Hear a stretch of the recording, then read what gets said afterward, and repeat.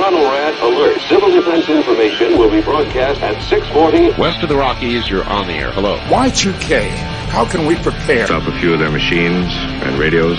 Throw them into darkness for a few hours. We are fighting for our lives. My family must survive. Over 5 years, 1,000 gallons of gas, air filtration, water filtration.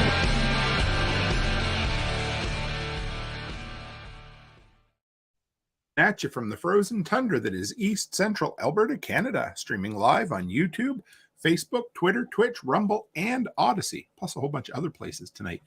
Welcome back to the workshop where we create community, find freedom, promote preparedness, and share success. I'm Toolman Tim. Today is September the 10th, 2023. This is episode 365 of Workshop Radio. I got three incredible content creators in the background who are going to be coming on in just a minute. We're going to have a great roundtable. I love these episodes. I know you guys will. There's a ton of people in here already.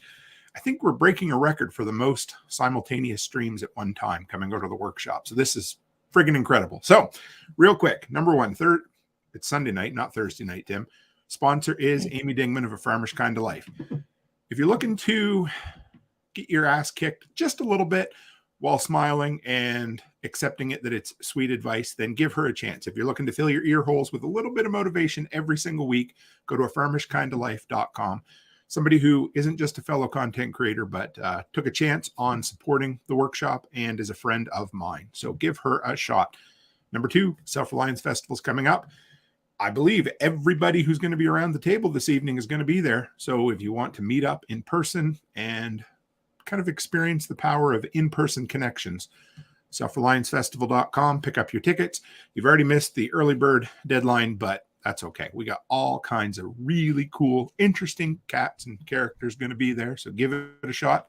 And finally, this thing has blown up. And if you're within, a half a day's drive of Hinckley, Illinois, I would love to see you there. We are having a workshop / Two Chicks Homestead get together. Last count, we think there's going to be something like 30 people there, all from this little tiny get together that wasn't supposed to amount to more than a couple of folks. So we're going to have some fun. I'm going to be there in 5 days, which is crazy, leaving for my trip in 2. So we will see you there. If you're looking for the information, grab the Telegram link. And with that, let's bring on all of my friends from the background. Oh, everybody just showed up all at once. I thought I was going to do this episode all by myself. How is everybody? Happy Nicole, and sassy. Excellent. Let's go around and do the Brady Bunch thing. Hi, Nicole. How are you? You can say who you are. Everybody knows who you are. Yeah, okay. I'm Nicole Sauce from the Living Free in Tennessee podcast. And you can find out all the information at livingfreeintennessee.com. But I also organize the Self-Reliance Festival. And that's what I've been doing most of today, aside from roasting coffee. I also roast coffee at Hollow Roast. But I'm here to talk about content creation tonight. Super stoked about that because I'm pretty sure I'm going to learn more from the three of you than you're going to learn from me. So I'm not sure it's an equal trade-off, but I'm ready. I'm ready to learn, guys. I'm ready to learn. I'm excited to learn. Who's the ugly feller down in the bottom right here? I mean, sorry, Brian. Yeah, it doesn't matter. Either one of you can go. So go ahead, Brian.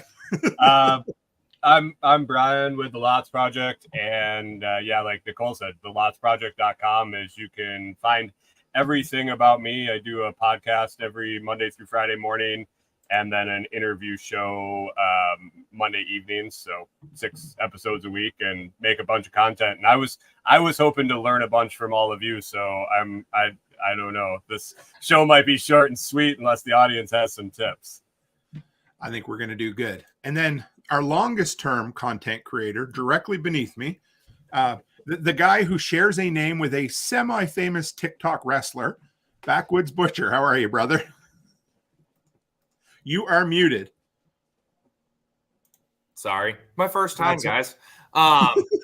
It's his first time. It's my first time. I'm new. He's doing good. You're doing good, sir. I'm figuring it out. So I'm Kyle Peralt, Backwoods Butcher. You can follow me on YouTube and stuff like that. I've been putting out butchering tutorials, just kind of stuff around the farm projects. Just kind of basically it's almost a vlog, but more educational. I try to basically break down what I'm doing and hopefully it's helpful to some people. We've been kicking it up on TikTok a bunch. I've been trying to make my presence known more over there. So we've been having fun. With all that. But yeah, I mean, I've I think I did the math today. I think I've only been making content like 5 months, and it's been an insane 5 months.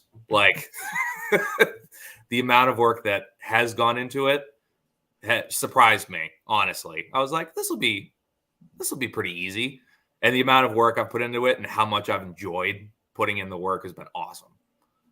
Wait, so Kyle's kicking ass and taking names on TikTok. And what's been your biggest video so far over there? And I know it's going to be a good one. So we can all learn from Kyle. He's really... See, I'm literally so new at TikTok. I've only been like consistently posting on TikTok for about a month, like maybe a month and a half. And I'm posting everything. I'm figuring everything out. So I've posted just like piglet videos. That's huge. And just putting funny music or whatever to it. That's been great. But my biggest one so far is the one I've acted the most in. And I put out a PSA about these Tractor Supply hats because oh yeah, I saw that one. Because of this. I don't know if you can see it. Yeah. Oh my eyes. Oh my. All right. Yeah, it's bad. And I was like, I've always joked about it because it's on my head. Literally, I had to wear one of these, like I had to buy a new Tractor Supply hat to wear it to my cousin's wedding because I didn't want to walk around like this all day. And she was a little pissed when I got there. And then I took my hat off and showed her. And she was like, it's fine. It matches your clothes. Whatever. I don't care. It's new. So I did a full PSA with like Sarah McLachlan playing in the background. And that got something like 38,000 views, which I was like, that's insane. But my second biggest one, I literally walked into the back pig pasture and talked about my pigs. Because apparently it's a breed that not a lot of people have. And that has something, I think that has close to 18,000. So it's just throwing stuff at the wall and hoping it sticks. It's a good way to start. Yeah. So let's go around. Go around the horn. I'll get Nicole to start. Kind of how did it start and how's it going? You know, where did your content creation begin, Nicole? And how's it going now? Well, I was just flipping frustrated with life and not doing much creative work in the job I was in. So I started an audio podcast. So I always feel like I do video, but I don't do video. I do audio. And so I struggle a little bit with like the TikTok platform and some of those other things. I'm slow on the uptake, but I'm getting better. And I think when I first started, my first podcast had 87 or so downloads. And one was me, one was my mom. And then my second podcast had 14 downloads. Woo! And then it grew from there. And really when I got past episode 20 is when it started taking off. But I've done a pretty slow grow over time. What do you think? The slow grow, is that the way to do it, do you think? I don't know that there's any way to do it. I think what's most important is that as you find your voice and you find your brand, that you stick to it and that it be genuine and authentic. I think that's more important than how you grow, because I can say that based on my numbers. So Jack and I compare numbers sometimes. Sure.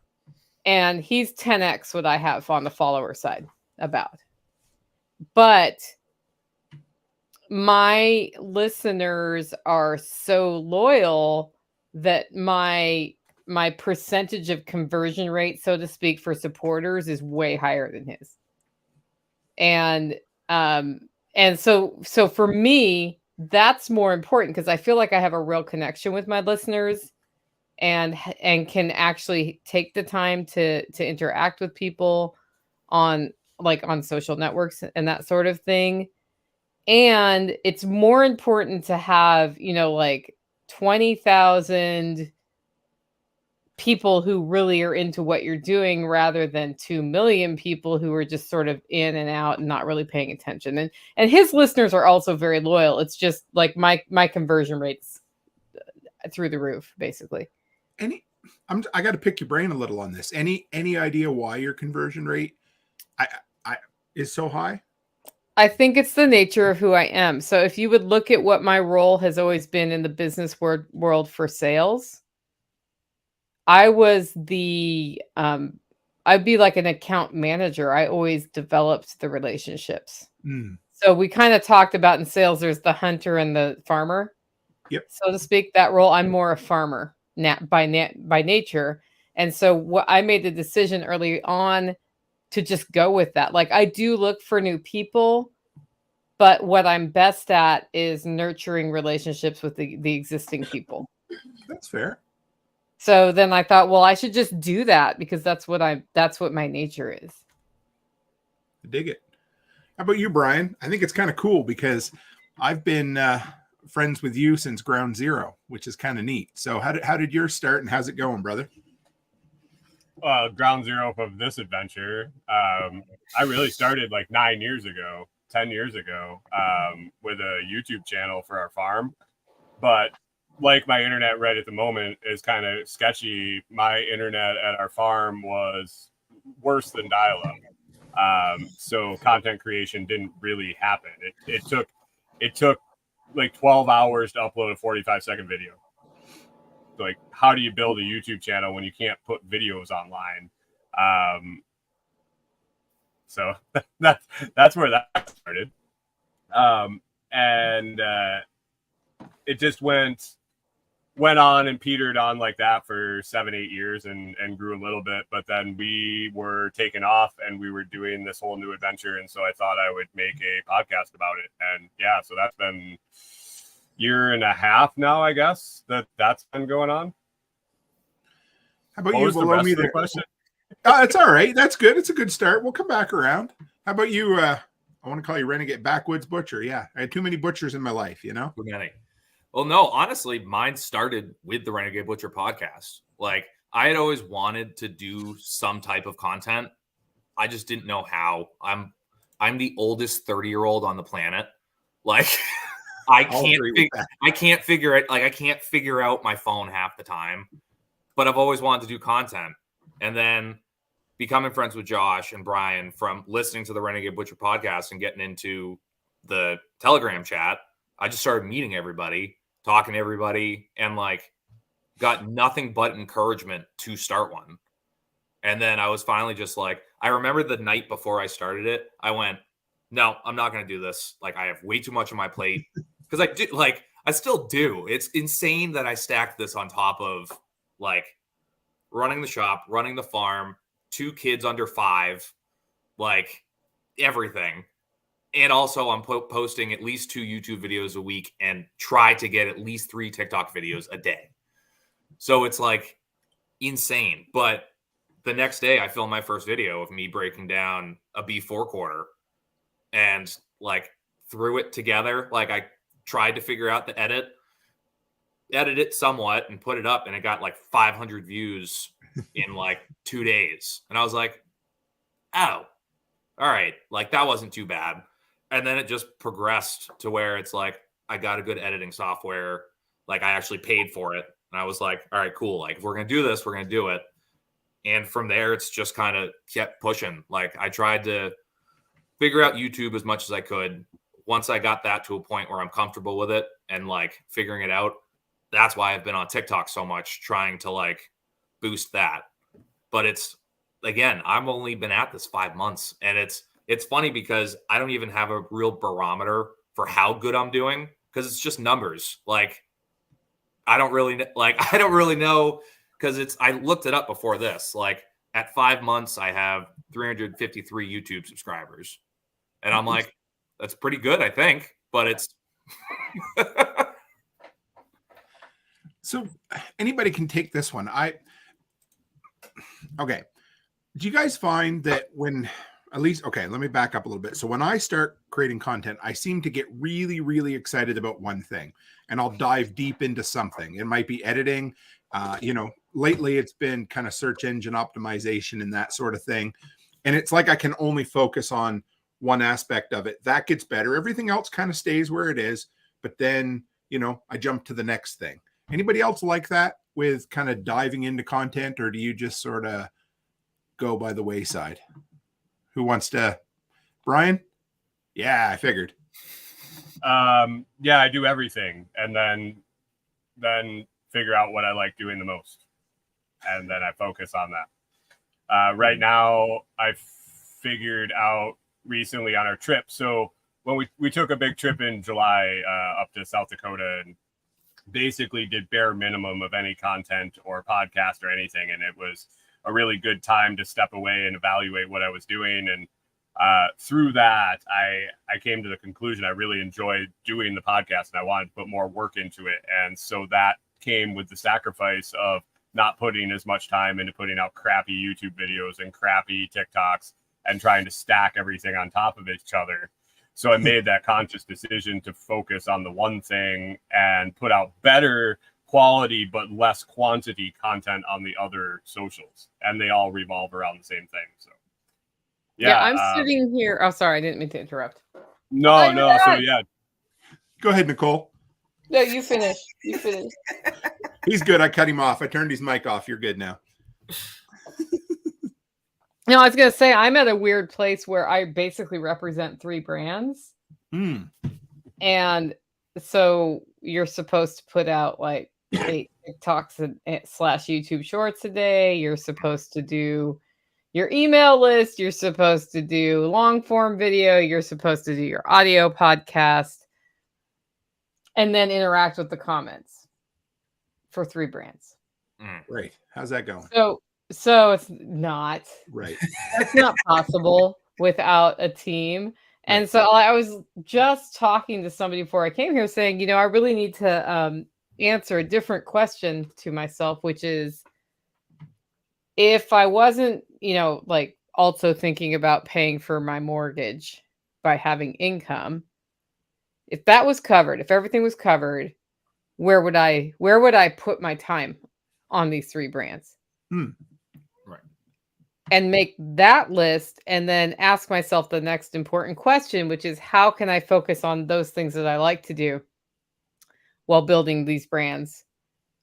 And then what can I outsource or how do I get the other stuff covered? Because I think if you don't take time to think about those things, you end up, in a situation, let's say you hate editing video. I don't know anybody on here who hates editing video, but yeah. Okay. So I hate editing video. Love it. Yeah. I don't love it. For example, and like, yeah, he loves editing video. And it shows because his videos are like lovingly edited. And I'm like, damn, I recorded something and got it up online. Woo. So where I go with that is, okay, so then what standard do I want? And then how can I get this done? I just start asking that question. Because if I don't do that, where I'm going to end up in 5 years is editing a lot of videos. So I feel like you need to build that in early on, and you have to answer that question, which is if money is not a pressure, what would I be doing? Would I still be roasting coffee? Yes. Would I still be doing video content? Yes. Oh, let me show you guys a picture, though. Sure. Let's bring this up. You have to add it. Yeah, add this. There we go. Would I be dealing with that mess? No. But that's what I'm dealing with this week. What am I seeing there? It looks like frayed wires. I don't know if I can. Those are burnt wires. Okay. Fun. We're not roasting coffee anymore today. Oh, shit. Poor Nicole. So, okay. Last year, I did a presentation at Self-Reliance Festival, from content to currency. And one of my mantras has always been get 1% better every day. And I still believe that, but I'm starting to back down a little bit from that. So there's a really good YouTuber that I follow, Film Booth, and Sean Mills likes him as well. He's one of the best how to create content. And he had a really good community post the other day, and it said, at what level are you happy with your growth? In other words, are you cool with 10,000 true followers and a certain level of quality with your videos and making a living?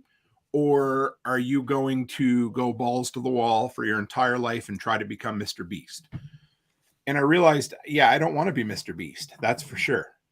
So I need to figure out where my level of quality is and leave it there. And it doesn't mean not improving something, but it does mean get to the level of quality I'm happy with and not introduce more workflow or more work hours on top of it. Does that make sense, guys? Yeah. Anybody else? Go ahead there. I've thought about that a lot because again, I'm new at it and I'm trying to figure out where my spot is in it. And I think my biggest thing is I haven't had cable in like 10 years. Like most of my viewing was YouTube videos or movies or stuff like that. But I knew all the good YouTube videos from the bad YouTube videos. Like trying to explain to my wife, like trying to find the perfect YouTube video to figure out what you're trying to do is like, that's a life skill to like whether it's too overproduced and they don't really give you anything you're looking for, or it's a guy that the camera for 3/4 of the video is face down on a picnic table and he's explaining something to you. Like finding that middle ground of like, this was a helpful YouTube video, but it wasn't like crazily done. That's where I've like looked at and wanted to be. I want to be in a spot where it's like, yeah, I'm not jumping out with confetti every time I like pop into frame, but I'm also like, could you please though? Just one. I know, now that I say it, that would be great. I mean, you know, with your tag tank me in top that top, video. dude. Yeah. But it's also not like just coming up from the dirt, like, this is me. Granted, some of them are, but it's with editing and trying to figure out like the best way to do it. It looks nice and it's educational. Like that's the biggest thing. Cause I don't want to be Mr. Beast. I want to like be able to supplement my income with this. Cause I've had people say that to me. It's like, oh, you're going to like become YouTube famous and then you're just not going to work again. I'm like, well, obviously right there, that tells me you don't watch my YouTube channel because it's what I do for a living. So I need to do both, or I need to do one if I'm going to do the other. And it's also something I love to do. Like I love being a butcher. I love working on the farm. And it's one of those things, if I can show people that, that's why I do it. Like, I think that's something that I've also liked. I haven't really kitty cornered myself. I try to do one butcher video a week and one farm video a week. So it's like I'm best of both worlds. People are seeing different stuff off the channel. But then it's like this. I pulled this out of the freezer because I needed some content. So I just did like a full series on getting this done. I was really hoping it wasn't going to be a body. Oh boy. Yeah, What's the butcher like, gonna hold up? yeah. It's like it's always a risk. But like that's our boar that unfortunately we had to put down. And I'm like, I've always looked at his head and I was like, as soon as that pig dies, I'm Euroing his skull. Because he just looked cool. And I was like, all right, cool. But it's one of those things. It's like, yeah, we'll throw that out too. Of like, this is how you do this. So Go ahead, I Nicole. think that I don't measure myself in terms of how many followers I'm going to get or how big I go. But my underlying mission has always been, can I spark somebody else to go do something better for themselves or take ownership for their lives or start home. It doesn't have to be start homesteading, but something.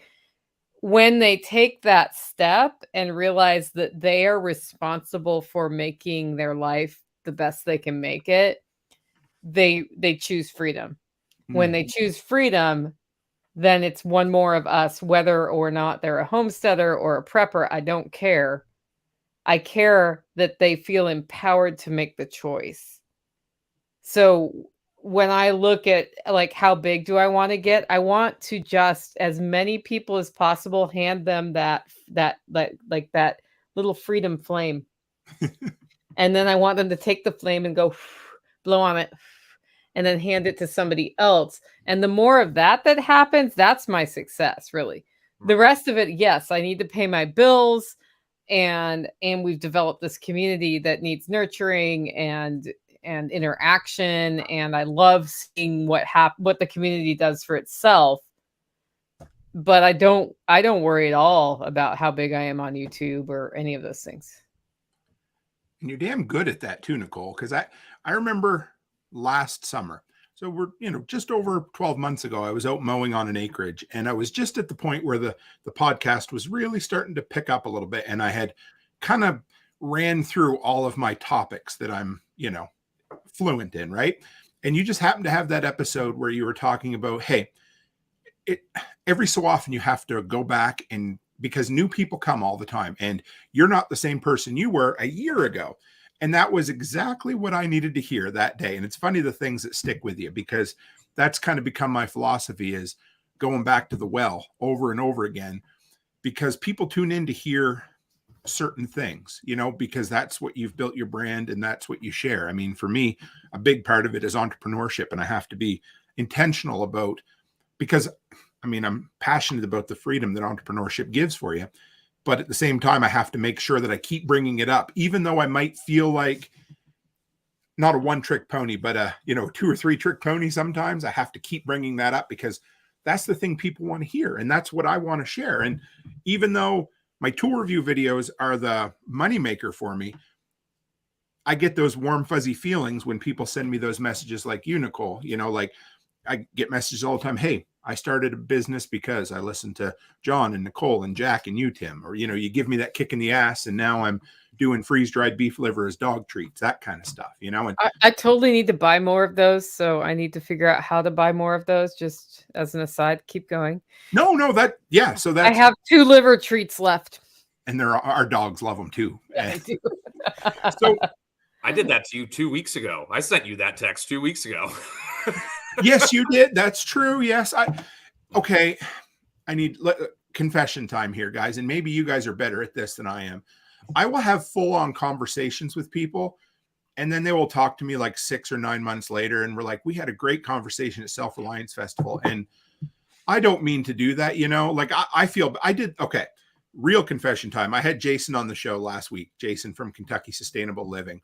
And twice in our conversation, I totally forgot we fucking talked at Self-Reliance Festival. Like, does anyone else do that? Or is that just, okay. All right, good. So the best thing you can do to a content creator when you walk up to an event is say, hi, Nicole. Jenny, we talked at the last event about, and then you say about chickens or whatever. And what will happen is my brain will be like, oh yeah, there's this memory, chickens, Jenny, your face. And it'll go, blah, blah, blah, blah, blah. And I'm like, okay, now I know who you are. And it's not that I wouldn't have known who you were eventually, but if you connect the dots for me, and I try to do that when I see people too, like every time I see Joel Salatin, I'm like, hi, I'm Nicole Sauce. Like right. I'm smoking at your event and I'm really blah, blah, blah. And, and because he meets like so many people, and it's not that he doesn't necessarily remember, it's that you're giving him that lifeline, connecting the dots, and then it all comes together for him. And he's like, okay, yes, I remember who you were. Yeah, it's more helpful your than screen offensive. name.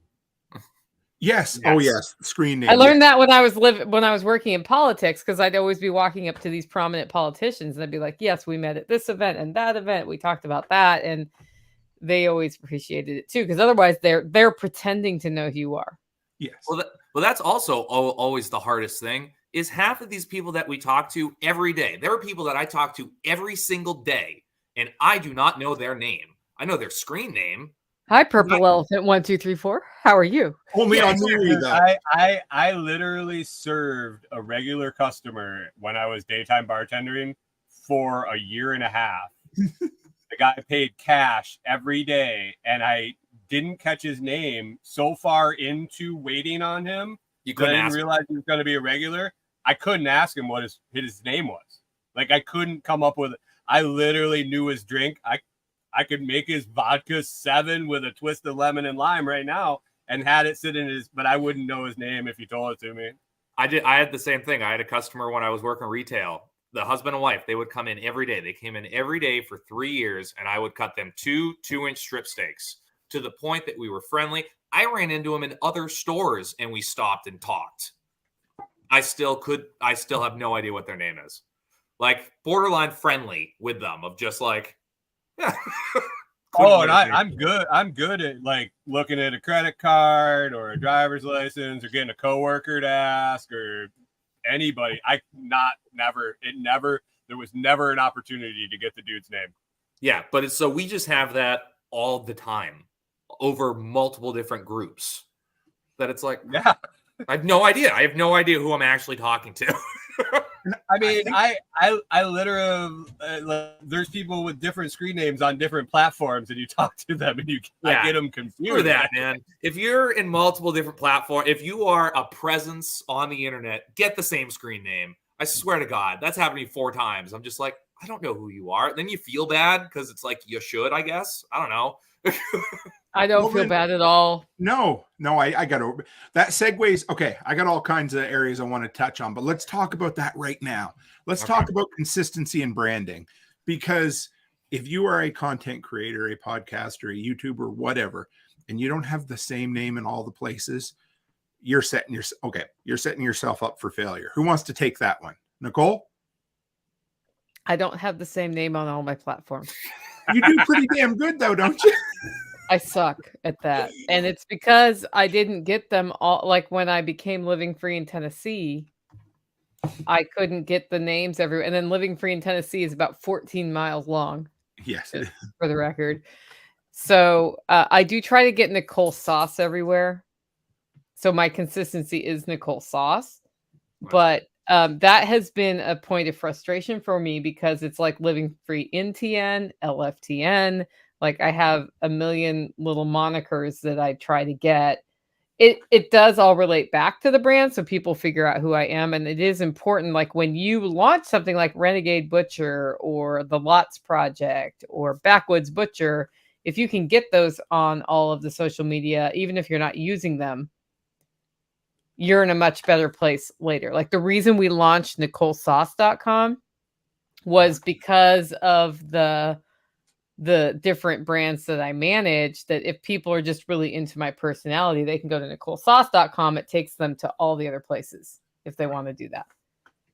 That's why we did that. I was going to say, can you talk a little bit about how that came up? Because I know you and I chatted a bit behind the scenes that you were a little maybe frustrated with your branding, or it was, a little bit splintered. Yeah. So I'm really frustrated because Hollow Roast is my coffee brand. Living Free in Tennessee is the podcast, and I do webinars and I teach people how to make cheese and they love it.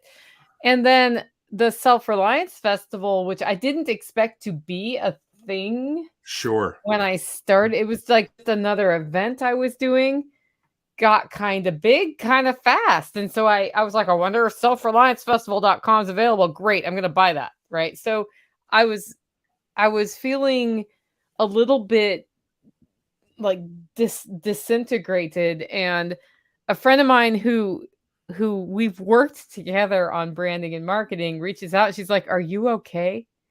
And I was like, "I'm not okay.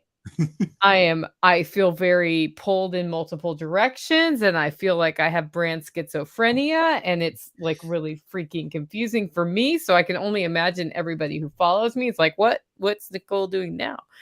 And she said, "Well, I reached out because I noticed your branding wasn't consistent and that wasn't like you." And I'm like, "I need help." And so she just called me and we kind of brainstormed and talked through the different brands and decided that the people who follow me for my personality, right? Because I'm a personality, they're following Nicole Sauce and they want to see everything Nicole Sauce, no matter if it's coffee or an event or whatever. And I owned NicoleSauce.com. I just hadn't built it. She said, what you need to do is build your personality website, and then the other brands are just their own thing. And there are people who buy coffee from Hollow Roast who don't know that I have a podcast. And that's fine. And there are people who go to Self-Reliance Festival who don't know that there's coffee. I mean, by the end of Self-Reliance Festival, they're gonna know I have coffee. But that's why that came to be. And I'm still working on what filters into that site and how, so that somebody can go there and just see everything. I'm just going to shout out because my 13-year-old daughter dropped into the live stream, and I need to say, hey, Charlotte, I love you. It's good to have you. So, Brian, I want to ask you this question. I've been asked it multiple times. I asked people to give questions for the show tonight, and it's been mentioned. How do you come up? Because how many episodes do you have now? You are muted. Oh, yep. I can't hear you. He's matrixed. Yep. There, better? Yeah, you're good. 517 tomorrow morning of my Woohoo! show, plus Woo! every other show that I've been on here and there. And you do like 17 episodes a week, right? Close. Seven. Six. There you go. Six. I just rolled back to 6. I only do one interview a week now. So how do you come up with consistent ideas and content every week? Because I get it all the time. People say, I'd love to, or I always come up against writer's block, or I get dry or whatever. How do you come up with good ideas all the time? I don't. Okay, let me back up. How do you come up with an idea to create content all the time? Well, right now it's with the podcast, I really am starting to go back from basics, just like you were talking, and you had kind of a rebirth. But man, I was worried about that when I started. So I just kind of started talking about everything in my life. And if you can't find something to talk about that has to do with your life, what are you doing? Like, look around you. That's what I do for the podcast, is I talk about things I like and things I enjoy and things I know things about, or things I want to learn about that makes me go learn it to talk about it. And that's what I pick for talking. Video, man, make videos on what you're searching for is what I've really come to find out. Is if I'm looking for a video and I can't find one, and then I do whatever, like if I'm looking how to fix something, I can't find a video on how to fix it, I guess I need to make a video on how to fix it, because if it took me that long to find it, somebody else is looking for it too. And I've had success doing that. Just everyday shit, man. Look around. What turns your crank? What makes you excited? I just need to mention this. I think the next roundtable we do, it needs to be a call-in show, because I've had 2 different people ask if they could call in tonight. And so, yeah. Oh, wanted to talk. You guys up for taking a live call right quick? Sure, I don't care. Okay. Well, Lewis, if you're listening and you can hear me and you want to come into the live feed, you can come in and ask a question. I'll send you an invite link right now. We'll just keep Hunter says how to cure rabbit's feet. Yeah, like we figured out how to make rabbit foot keychains. We made a video and it's got like 70,000 views on YouTube. I fixed my earbuds. When he wrote that, I thought he meant like cure a problem in a rabbit's foot. Like athletes, not like make a rabbit's right? foot so I can hang it on my keychain. Like there was that moment. But no, I agree with that 100%. Where it's like sometimes you're like, I don't even know if this is good content or this was a good one. Like I've put out a couple of videos that I'm like, yeah, we'll just toss it up because I need content this week. And I did a pig. I like skun out a pig with a new knife I bought, and it's sitting at over 10,000 views right now. And I'm like, I just tossed that up on like a, hey, we need to get this out. But it's, I also do a podcast too on Saturdays, Meet the Critters. We're at episode 21, but that's already taken. That's right? The one, isn't it? I was pretty pumped. I was like, holy crap. Once you make it over 20, man, it's like, it's a benchmark. It was. I was like, and then like 500 is another benchmark that I did not hear about. Yeah. But it's one of those things where it's like, it's already had 3 different evolutions. When I first started, it was, I was going to break down one breed of livestock and talk about its history and where it is now and this, that, and the other thing. I was so excited about it until I went live. And I remember that I read at like a 3rd grade level, and it was just me talking to a camera, reading notes. And I was just like, I sounded like I Am Sam. Like that's what it sounded like. And I'm just like panicked. And I'm like, okay, bye, click. And now it's progressed to the point where it's, I have farmers, homesteaders, producers on, and just what it's turned into, honestly, is like a therapy session in the industry of just like, man, this sucks. Like, this is hard. I don't know why we do this, but I love it so much. And this is why I love it. Like, but there's always that down drop in the middle of it where me or the guest or together, we're both loathing in what we're doing. But by the end, we bring it back up to, it's like, I wouldn't do anything else. Like, there is no way possible that I could ever be full in life without doing what we're doing. So that's been fun to like go on that roller coaster in an hour with a guest and try and figure all that out. I really think sharing your low points are important. Like This today, is huge. my roaster, like I showed you that thing. I couldn't roast my last roast. Yeah. Because it wouldn't get hot enough. And I'm like, why is this not getting hot enough? Probably because this part I've been trying to get for 6 months is not here. And I realized I had to get the thing and it was going to take days. And I went in and I sat down for 20 minutes, just completely unable to function, unable to do anything, completely discouraged with life, with a to-do list about 14 miles long because we all have one of those. And I was like, what I needed to do today was like work.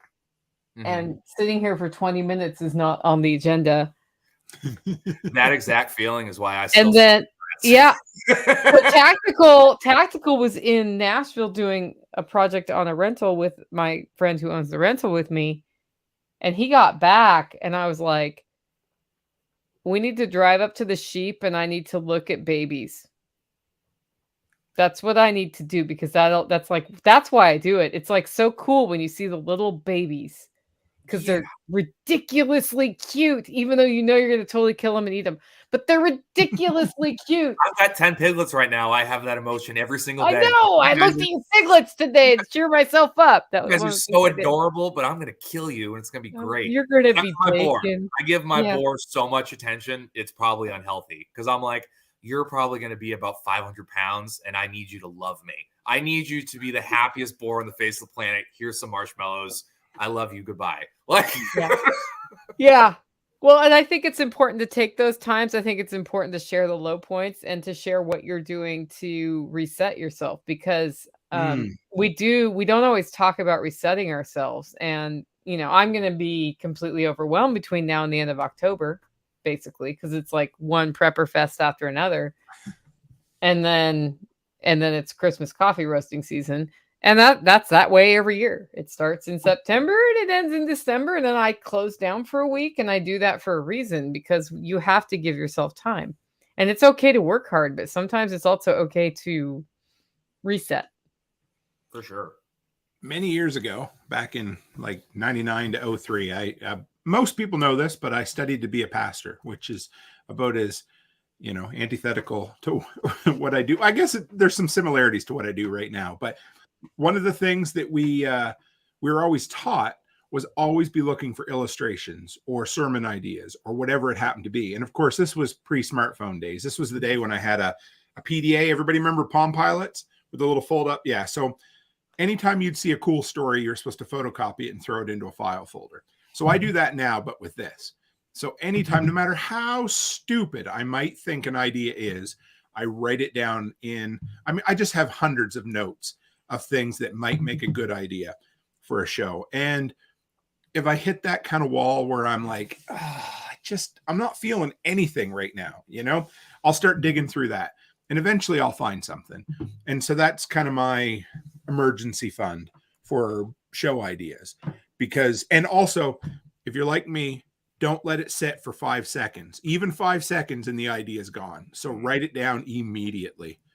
And see, I'm like that on TikTok. Like I've always been like a reference guy. I think that's why I do like decent at TikTok is I've always been that guy that'll just quote movies or random songs or stuff like that. So then going into TikTok where all of that's there, if I go through, because that's half the thing of getting good at TikTok is watching a ton of TikToks, which sucks because it makes me feel so lazy. But it's like I'll usually do it if I'm like the kids are napping or something like that, and I'll just be scrolling through. But if I hear a song or I hear a sound that I'm like, I like that, and I could probably make a video of that. I don't know what the video is going to be yet, but I might be able to. I'll mark it and have it like to where I can find it again.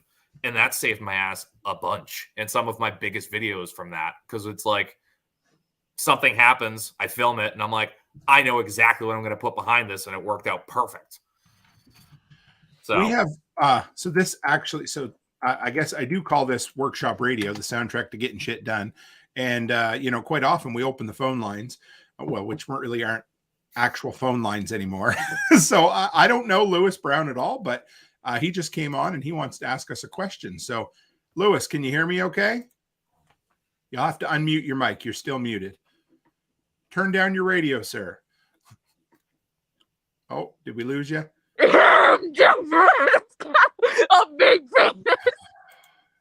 And there we go. Just like that. See, I feel like I'm on C-SPAN. Anybody else watch C-SPAN? And did anybody else hear that? So that's good. I'm surprised we didn't get a Howard Stern call. So that was just excellent. So anyway, moving right along from that. How about the answer is yes. Yes. Okay, go ahead. We don't know what the fuck that was, but that's okay. So anyway, I think I knew who that might have been, but we'll just leave it at that. So from there, we talked about ideas. How about breaks, Nicole? You talked about the importance of taking time off. And I was thinking about that because I'm coming up to a month now of being on the road, 40 days probably, actually. So how do you set yourself up for actually being able to take on some time off? And then Brian, you can go. I have no idea, Tim. I have no idea how one takes time off because I don't take time off until I collapse. I was gonna say, what's that? Like literally, that's what I do. It's not healthy at all. But I will say, like the couple of times I've gotten some reset, I just walk away and shut down. I schedule it. And that is the thing I need to work on most. So sorry, it's not a good answer. I have no advice here. I'm like really bad at it. Let me back it up and rephrase the question then. But because what you said was you took time off when you need to take time off, right?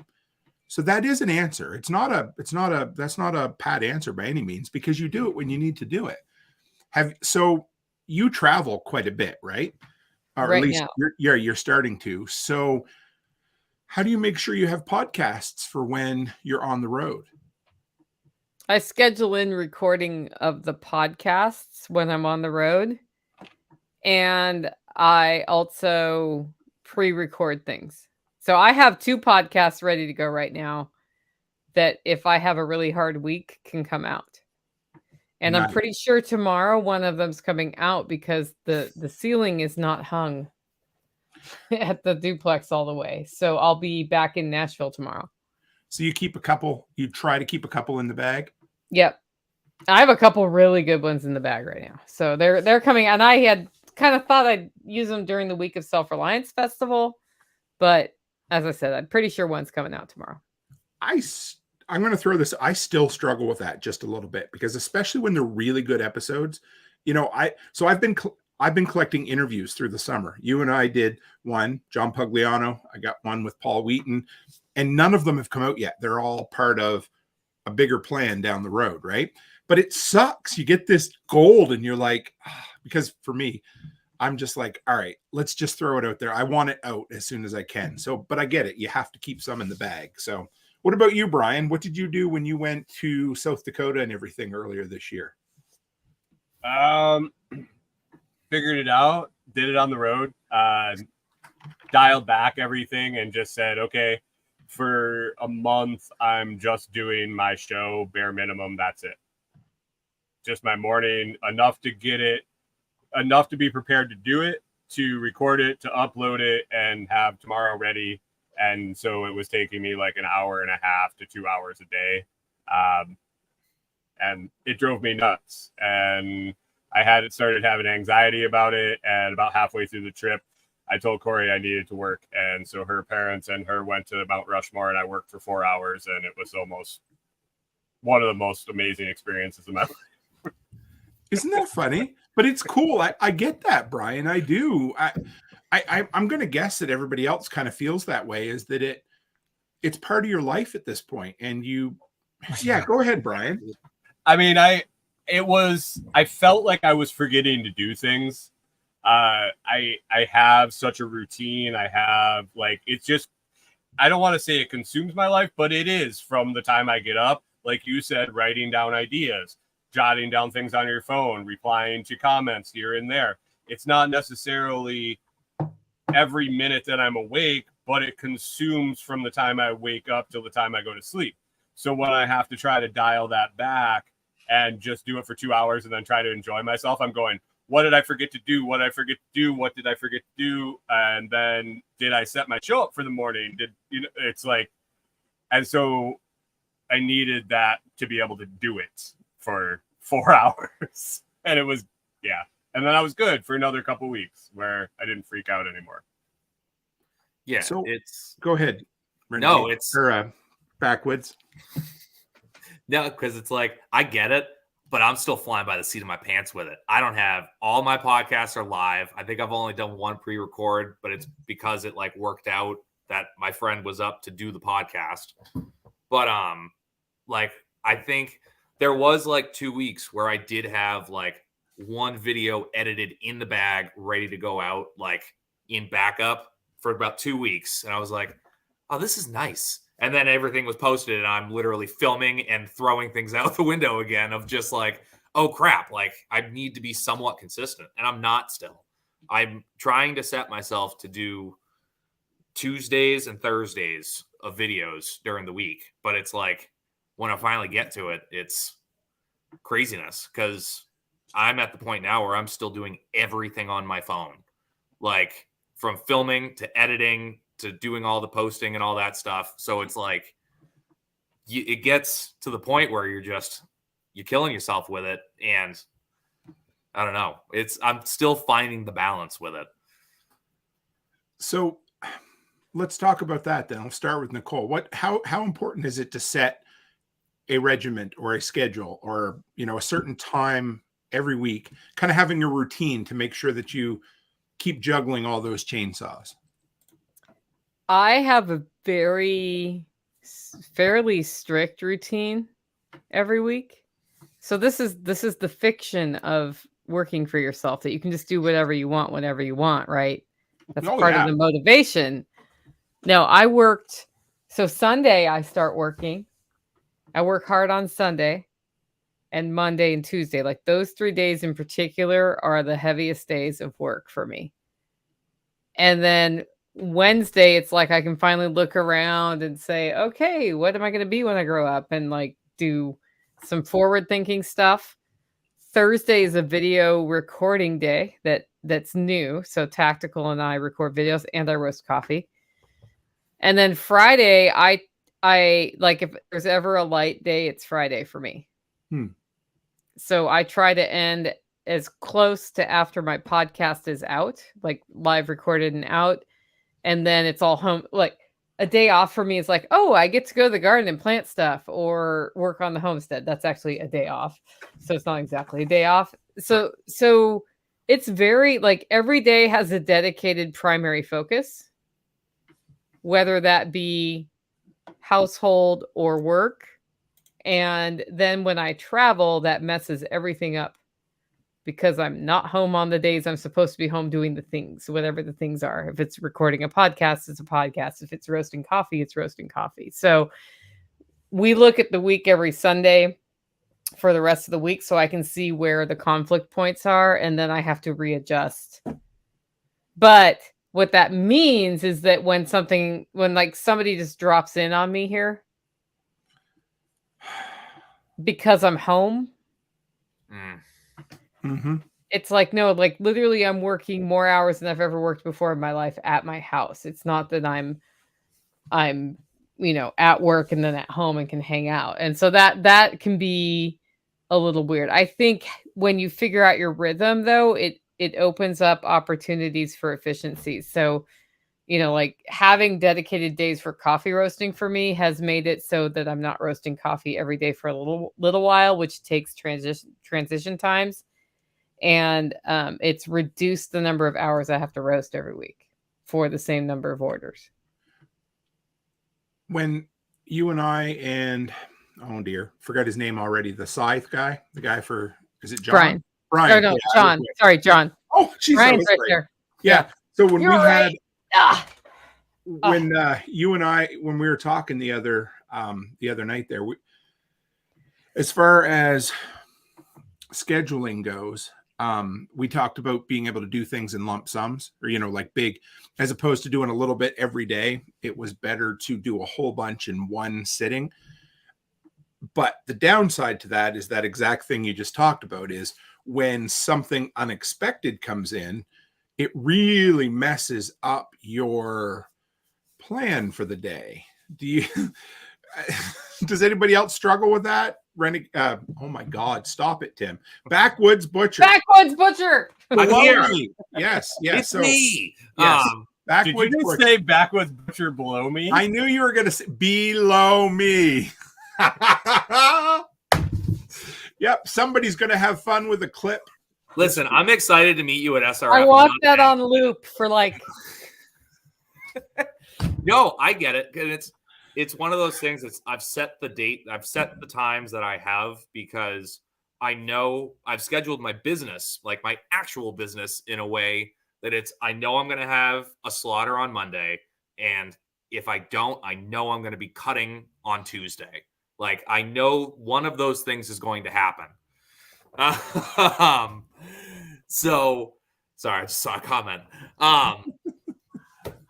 Oh, that's dirty. But we're just like, we're all somewhere else because we're all 12. Yeah, right. Exactly. But no, so it's setting those times is super important, even though I don't follow it at all. Like, again, I know that I have those creation days to get stuff done. And the farm stuff is like, I know usually around Thursday, Friday, I'm able to like lighten things up a little bit and be able to go do something out in the field or like fix something that needs to happen over there. Because as you all know, there's always something that needs to be fixed or done. And I might as well put a camera up. The hard part for me is there are so many things that I could film that I have to go to stop. No, put the camera away. You need to get this done more than you need to put it on the internet. So that's been tough of figuring that out, especially in the shop where it's just like, oh, I could get this cool camera frame. And it's like, yeah, also it's 95 degrees out in September. You need to shut up and you need to get this meat cut and put in the freezer. Like, it's like, okay, got it. Like, and some things just shouldn't be put on the internet, should they? I put my meat all over the internet. Oh dear. So, okay. I was asked a question earlier, and this was kind of, I thought it was pretty good because there's this whole, I can't remember which YouTube family it is right now, but the kid like broke out of the house and ran away, and her parents were basically vloggers. Oh yeah, like abusing the kids. Crazy. Yeah, right? So I think Letty actually asked it in the Telegram group, and she asked, do you or don't you involve your kids? But I think we can expand that question a bit to where do you draw the line of what you share and what you don't share? Is there anybody out there who would like to? Ruby Frank. Mrs. Cook said it was Ruby Frank. There you go. I'll go ahead because I try to not involve my kids at all. Like my kids have been on 2 TikToks. And one was today. And it was because I was literally light on content and she was just being adorable on a carousel horse. And I was just like, cool. All right. But I still kept it in like my kind of brand of like country farmer redneck kind of thing. And the only other one was them feeding the pigs apples. And it was because it was literally one of the most adorable things I've ever seen and something that I'm going to hold as a core memory for my entire life. Like I cannot stand the people on TikTok that are just you're exploiting your kids at this point. Yes, it's goofy, cool, it's kind of funny. And don't get me wrong, I will laugh at every single one of those videos where it's like the kids do something fun. But then as soon as you see them like cry of like, I didn't want to do that. And it's like, all right, it's like, what are you doing putting your kids on the internet like that? Like I have consented to myself to be an idiot online and post stupid shit. My kids haven't, and they're 4 and 1.5. And it's also, they're just weird people out there that it's like, I don't really want my kids out and about on the internet. So that's where I'm at with it. Like, it depends on what it is and what the actual video is itself. Because one of the things about creating content is you're supposed to look at what you make, and you're supposed to do more of the things that are the most rewarding, or the things that give you either the most money, the most views, the most interaction, right? And so I think what maybe happens with these family vloggers is, mom and dad, the kid cries, and this is the big video. So the next time, oh, well, we need to find something. You know what I mean? So I'm not absolutely not justifying what they did, but I think they probably started out of a, pure intentions or, neither good or bad. And it kind of grows from there. Where's your line, Nicole? Or do you have a line of what I do. you? So Yes. I share a lot of my life on my podcast. I don't try to hide things, but I can say that my line, well, you'll hear about my nieces, but you have not seen them on video. Mm-hmm. And that is by request of their mother. So you're not going to see them on video. And then the second thing is that if there's something I would not be comfortable sharing with people, I just don't. I had a pretty major relationship breakup in the midst of my podcast time. And I didn't say it even happened until it was about 6 months later. Because even though, like, when my grandma died, I talked about her death because it was a big part of my life. So I draw the line based on, am I comfortable where this is right now, sharing it with the world, A, and then B, is it an excuse? So if sharing that my uncle died is an excuse for me to not do things, then I'm not going to share it, because I feel like that's not authentic. So that's where my line is. If I decide something is something I would not want to share, I just don't. I also have a rebuttal to mine. So I put out like that sweet. You have a rebuttal to your own? I have a rebuttal to my own thing. What I said before is very valid of like, I don't want my kids out there for this, that, and the other. Also, I live with my kids 24/7. When I have time to video, I don't want my kids in the video, because I also have watched the videos where it's like the kids in the background babbling and they're like, oh yeah, is that what we should do? And it's like, no, I'm not watching this YouTube video to hear your kids babble about something. I have my own. Thank you very much. Like, get to what we're talking about. That's my other opinion about having kids in like YouTube videos or TikToks and stuff. I think I got thinking back on it, and I did a video a couple of years ago with Alice and Charlotte putting a fire out with fire spray, and I thought it was pretty cool. And then I never really had them again because I thought, anyway. So they're 13 now, and if they want to come on for a live stream with me at this point, I will ask them and say, hey, would you like to come on? They've come on for a couple of the special giveaways and that sort of thing. But I think at the point where they are now at 10, when they did that video, I'm not sure if they could have maybe made up their mind wherever it stands. But I know now they at least have a basic understanding of the responsibility of it, and where it goes and what it does. So it is what it is. So yeah.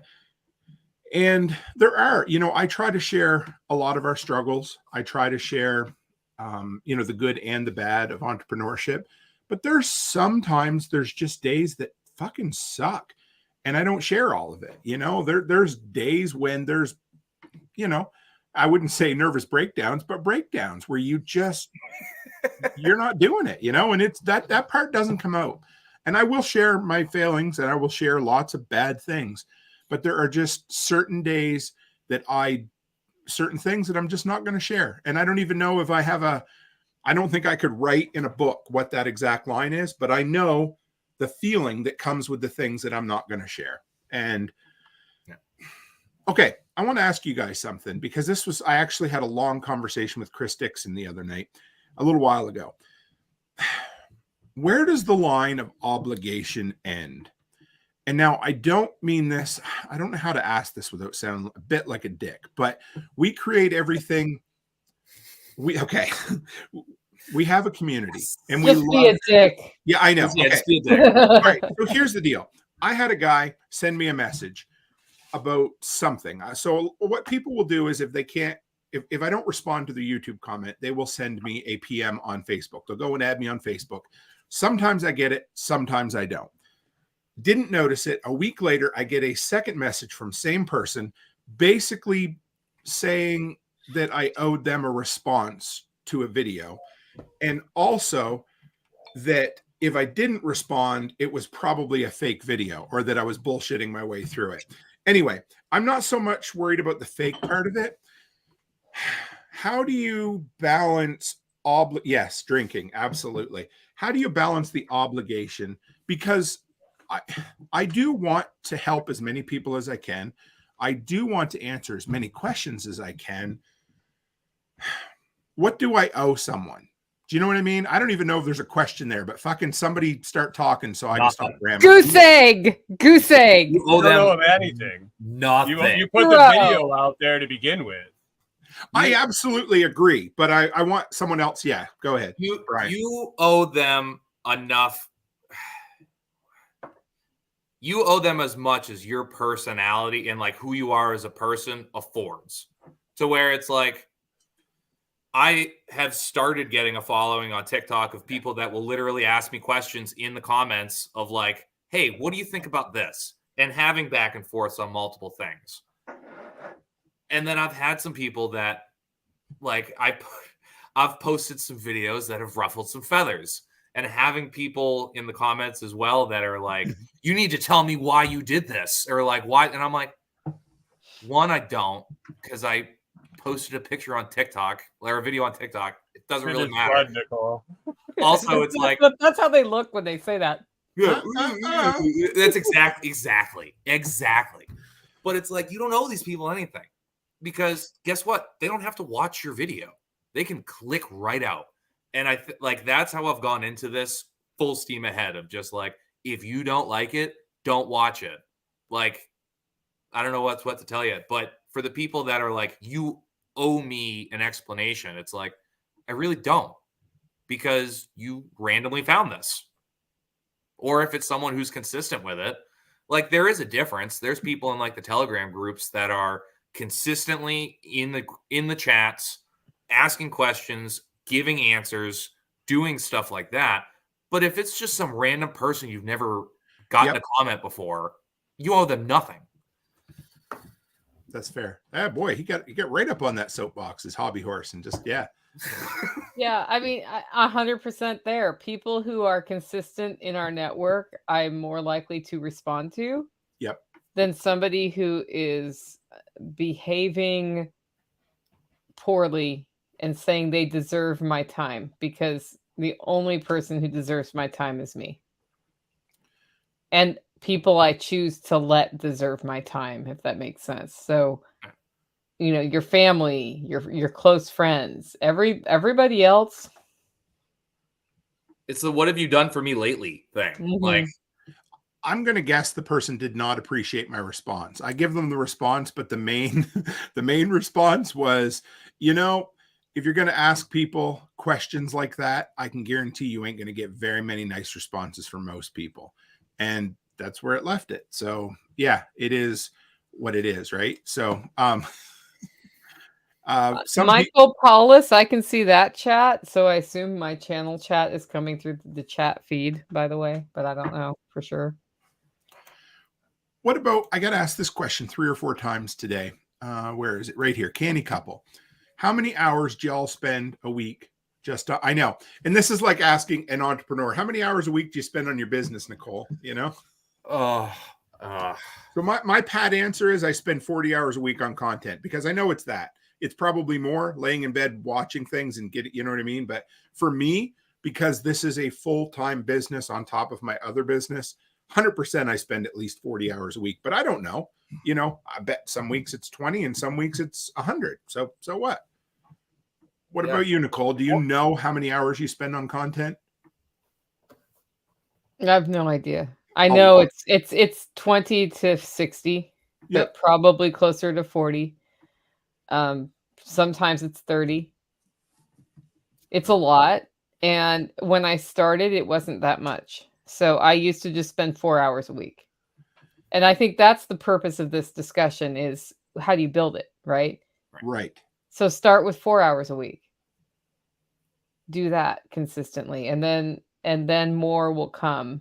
But people a lot of people lately have talked to me about like, you're doing a lot and we don't know how you're doing all of that. And I'm like, I don't know how I'm doing that either. It's just, it's on a schedule. So I do it. And, what it looks like is that it's hard to not be creating content when I have other things to do. And so if like I'm hanging a ceiling sheetrock, for example, which is totally what I've been doing since last Tuesday, I'm hanging a ceiling for a number of hours, and then there's like an hour of content, and then I'm hanging the ceiling again. That happens. And the other thing that happens is that I say no to stuff that is gonna interfere with the content schedule, because there are people expecting delivery at a certain. In fact, I think I have an episode out that's silent right now. Really? Yeah. So I exported the file and it had the metronome on, and it was going tick, tick, tick, tick, which is super annoying. And people told me. So then I exported it with the metronome off and posted it, and now it's just like, ooh, it's like no sound at all. I love it. Yeah.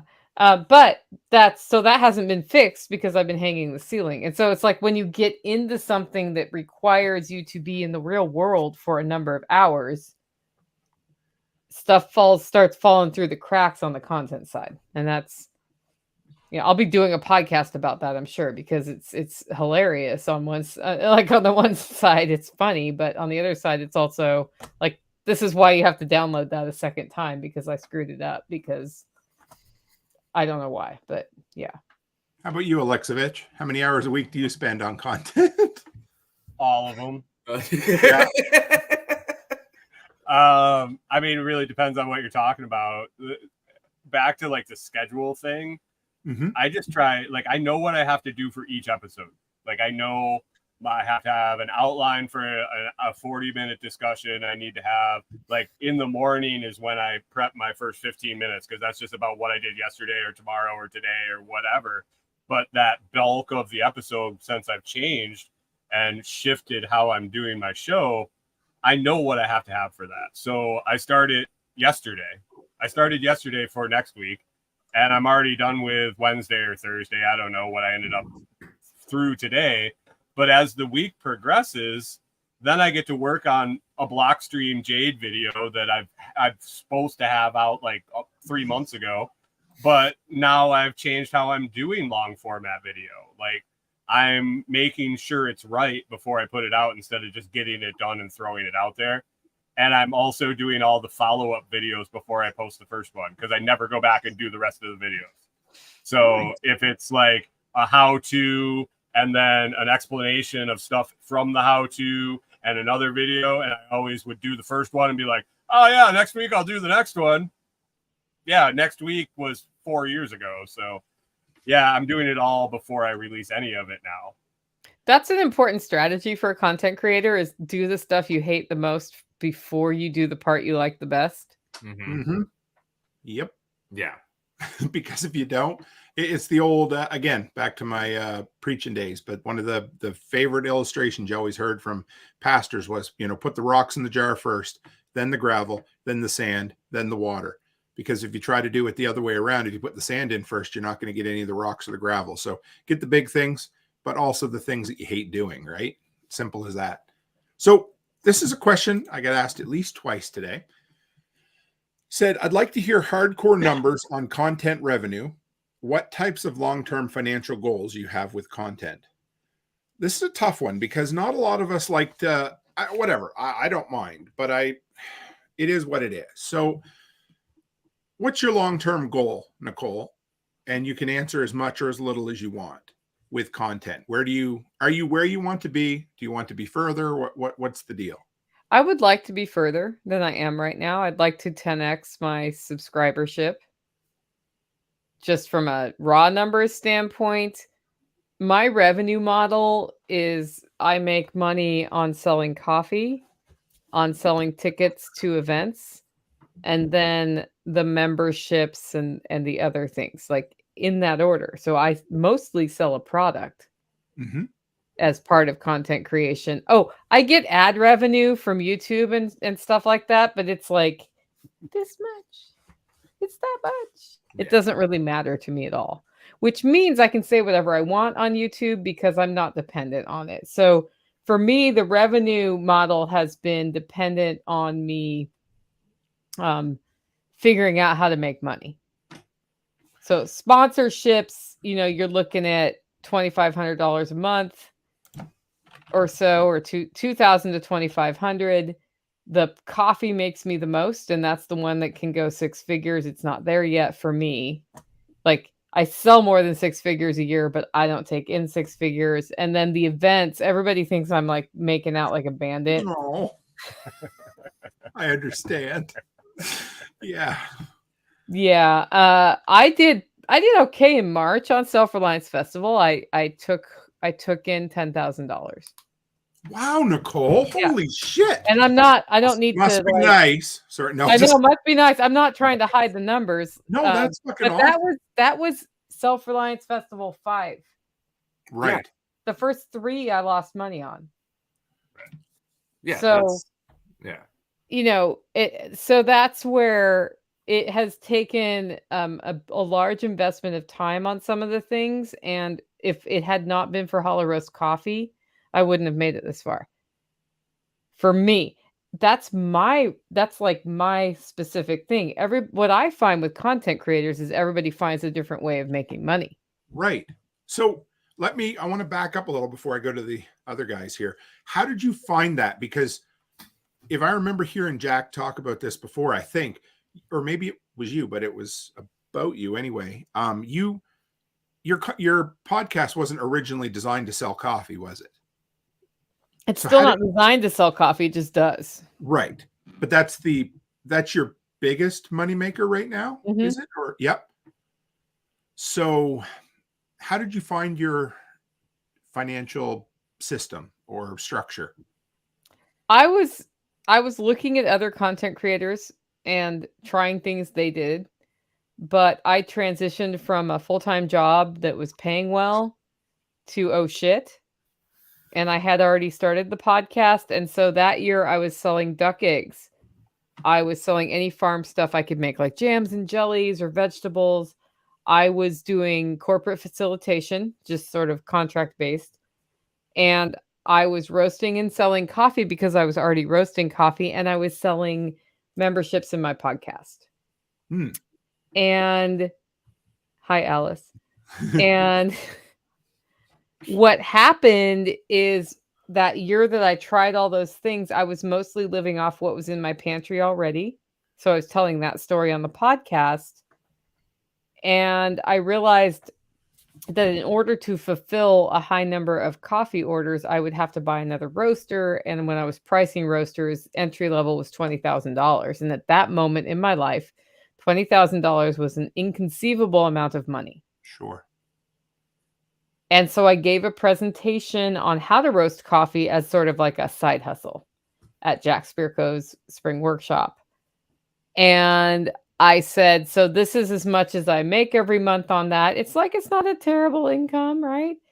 And I said, and the reason I'm not going to go big with this is that the next level is $20,000. And like the moment the words came out of my mouth, I realized I was lying to myself. I was lying to everybody in the room, and that I actually really liked producing coffee and the whole like tasting all of the beans and choosing the right beans and figuring out how to roast. Like, I love that. I love seeing people try coffee and love the coffee. And all of that sort of happened in 2.5 seconds in my brain. And I realized I am going to buy the $20,000 coffee roaster. I just don't know how I'm going to buy it. And right after that, Brian Norton came up to me from Food Forest Farms, who's also a really good coffee roaster in our network. And he said, well, actually, there's this $3,000 option you could get. It's like sort of the middle ground. And I bought that roaster. And that's why that happened. And it was really just after trying all of those things, realizing the one thing I loved doing was the coffee. And then I started talking about the coffee on my podcast. And now you all want to buy Hollow Roast because you just heard me describe coffee, right? hollowroast.com. And that's how that happened. And I think because I already had a following and because I'm a genuine person, people were willing to try the coffee. It is damn good. I had a cup of Holler Roast Dark this morning, and I'm going to run out just about in time for Self-Reliance Festival. How many pounds am I bringing for you? Because, You pre-order. can bring me 4 pounds, and I'll send you an email because you'll forget. I know I'd forget too. So how about you, Brian? Because we talk a lot about this, and you've been doing 2 years into this now, or is it 3 years into this now? I mean, heavy is like a year and a half, 2 years, probably. Like you're at like 3 years, right? I think I'm a year behind you. Yeah, I'll be 4 in February when I launched it from Nicole. Yeah. So I'll be 3 end of the year.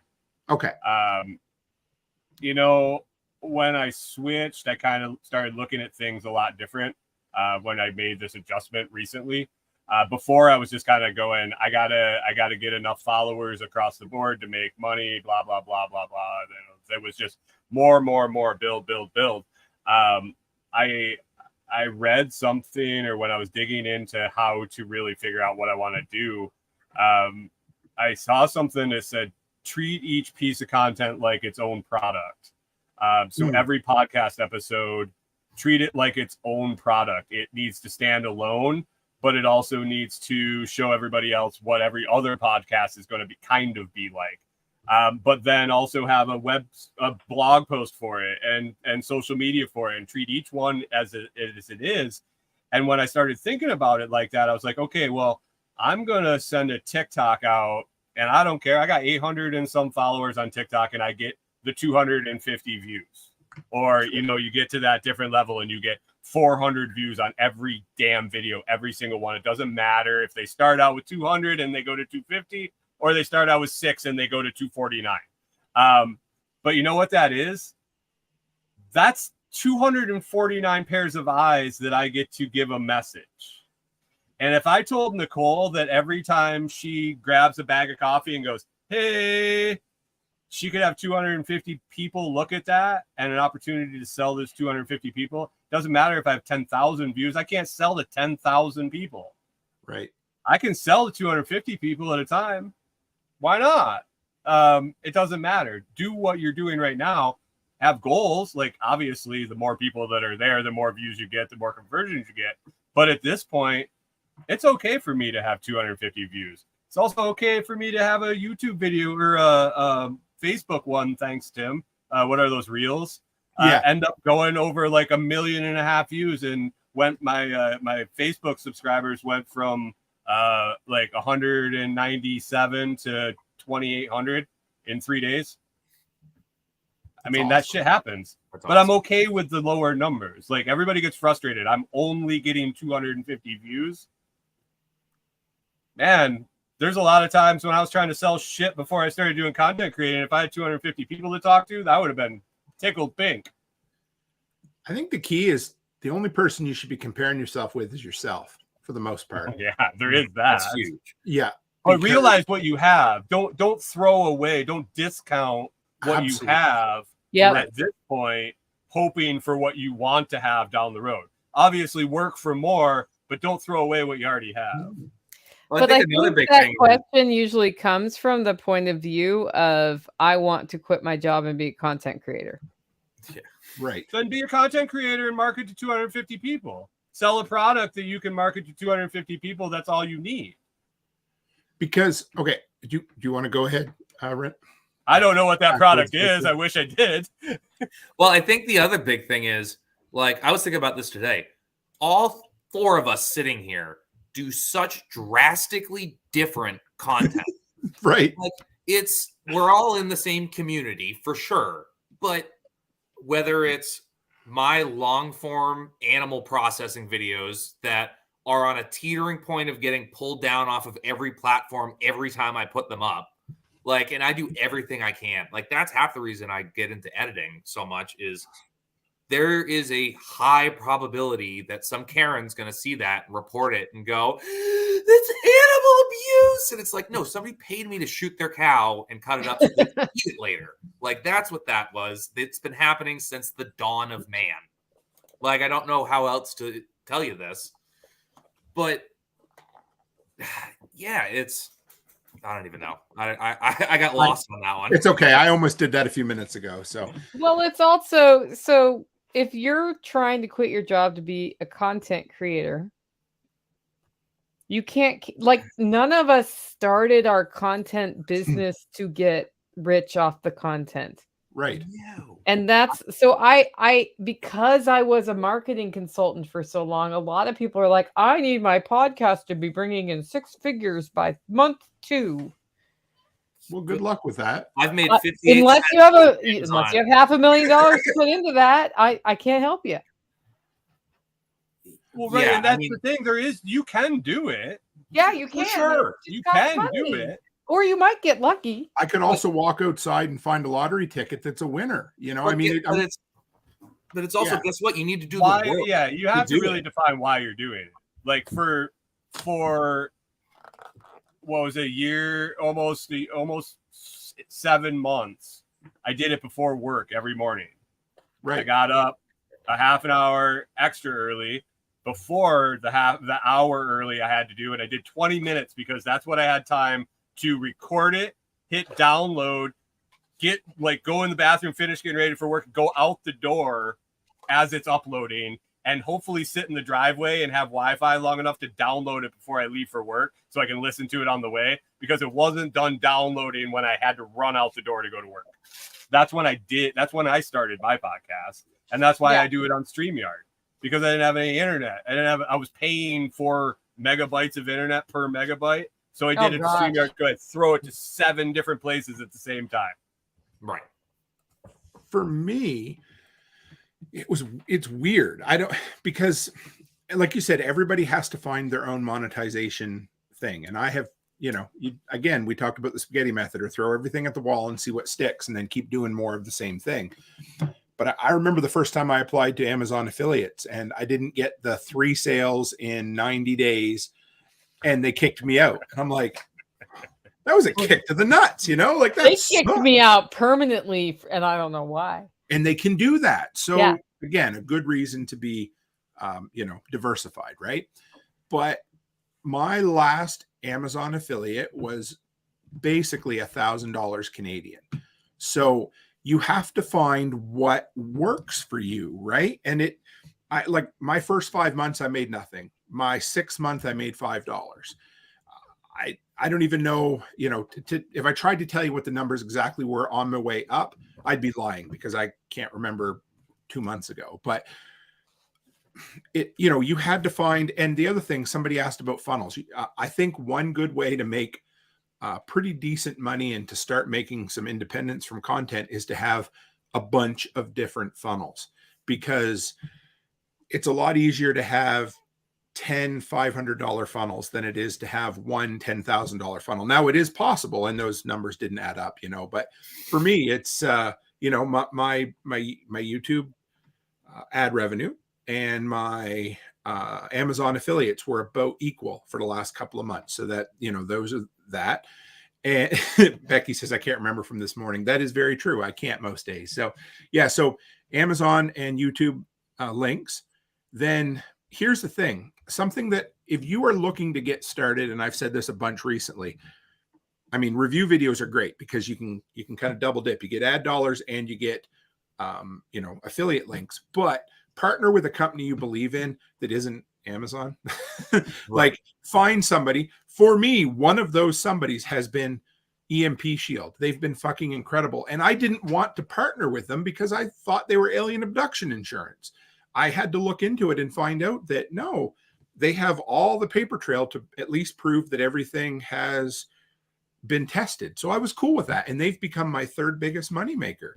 Batrix is another one. I don't have one here. But so anyway, what I'm saying is find products you believe in and partner with those companies directly without going through a middleman. If you can figure that out, you can make money a lot quicker than if you are going through the 3 to 4% that Amazon will give you. And also look at offering affiliate money if you do something. Yes. So that took me a little while to figure out, but it doesn't hurt me to offer a commission when somebody sells a Self-Reliance Festival ticket. Right. My goal right now, and it has been from the beginning, because right when I was starting, I was reading an article about, they were asking how much they make online with content creation. This was 12 years or 8 years ago, 7 years ago. And he said, I don't know. And I couldn't turn it off if I ever wanted to. He seeded his money everywhere, affiliate links, blog posts, and there's so many small trickles of income coming in over the years and years and years of creating that he did, and plugging away and plugging away and plugging away. He can't turn it off. Right. That's a great goal. Okay, the Batrix thing. Let me. This is kind of an interesting story, but TikTok. As a Canadian, I can't make money on TikTok because whatever. Anyway, that's what all us Canadians say because it's just an excuse to not try. So I have the Batrix video blow up. Cool. All right. So the company all of a sudden is selling a metric shit ton of batteries, and they don't know why. So they go searching, they find me, they reach out to me. They're like, hey, we'd like to promote your video. I'm like, sure, give me $100 and I'll be happy. And they paid me $100 to promote my video, and there was no strings attached. So then they sent me a bunch of free batteries, and then they hooked me up with an affiliate code. And so I did a YouTube video on it. In the first month, I got nothing from it. The next month, I got $3 from it. The next month, it was $30. This month, it's going to be like $150. Sweet. So that's the type of thing that you just keep building, right? And yeah, also keep your, you need to be not disingenuous. It has to be legitimate, something that you are willing to work with, something that you can stand behind and not be a shill, because that becomes a problem. I'm going to throw, does anybody out there watch Tyler Tube? Anybody know the Tyler Tube YouTuber? He's got about 1 million followers. No. He just did a video this week on Temu. So I've been doing a couple of videos on them because it's a trend and I love it. Mine aren't sponsored. So his was sponsored, and it was like an infomercial, and his followers called him out for it big time, and it hurt his brand, So just be careful on that shit. Go ahead, Brian. Oh no, if you guys need to buy a Blockstream Jade. Right. Yeah, I'm still so new at it that I'm trying to figure all this out now. Like, I have an Amazon affiliate that I constantly forget to post links in the video, so it doesn't even matter in the first place. Links in the comments. Oops. Right. I'm so awful about it. And it's like, I've reached out to a couple other companies to try and do stuff, but it's also, I'm still so new that it's like, it's one of those things. I don't know if you don't know if you don't ask. And it's like, I do have some, like, I would love it if Tractor Supply sponsored me at some point, or like Red Brand Fencing, because I've done. Could you put it up on fencing fanatic, I hear. But like stuff like that, that's in the same vein, where it's like, yeah, I would be happy to sponsor, like, to show off your equipment that I use every single day. But again, I'm still so new that I'm just like trying to gain the followers to be able to make it worth it for these companies to do that.